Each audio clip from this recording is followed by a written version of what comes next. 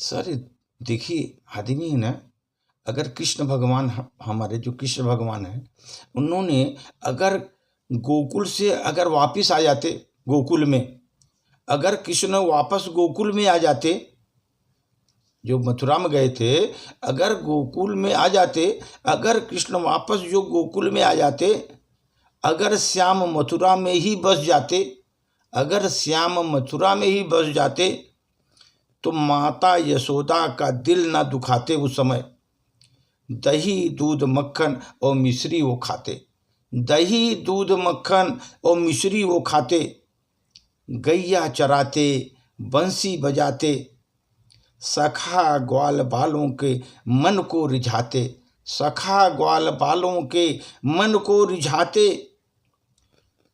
गोपियों के साथ वे लीला रचाते, गोपियों के साथ वो लीला रचाते, सरस और सरल जिंदगी बिताते, सरस और सरल जिंदगी बिताते, सरस और सरल जिंदगी बिताकर, अगर वो सरस और सरल जिंदगी बिताकर गुमनाम रहकर धरा छोड़कर जाते, गुमनाम रह जाते और ये धरा छोड़कर जाते, अगर इस तरह का उन्होंने किया होता कार्य।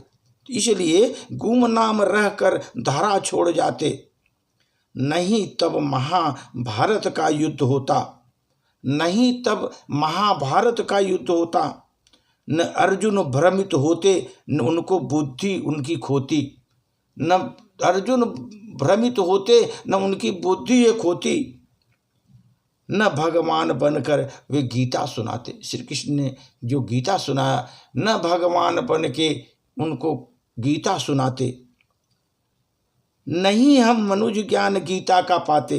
अगर इसी तरह होते तो हम लोगों को कभी गीता का ज्ञान ही नहीं मिलता। इसलिए सर, जब तक आदमी बाहर नहीं जाता, अपने से अलग एक काम करने के लिए अलग जब तक होता नहीं सर, दूर नहीं जाता, एक कठिनाई परिश्रम नहीं करता, तब तक उसमें चमक नहीं आती, उसके भाग्य में चमक नहीं आती। इसलिए सर, कृष्ण को अगर गोकुल में आकर रहने लगते, मथुरा में ही बस जाते सर, अगर अपने माँ बाप का दिल न दुखाते, यशोदा माँ का दिल नहीं दुखाते कि बच्चा चला गया मथुरा, तो अगर दिल न दुखाते सर, तो वैसी तरह गैया चराते, बंसी बजाते रहते सर, और गुमनाम रहकर वो धारा को चले जाते छोड़ करके। इसलिए सर, तब तो महाभारत युद्ध भी नहीं होता। अर्जुन को गीता का उपदेश कौन देता सर? गीता का उपदेश कौन देता उस समय? और जब हम मनुष्यों को वो गीता का ज्ञान कैसे मिलता?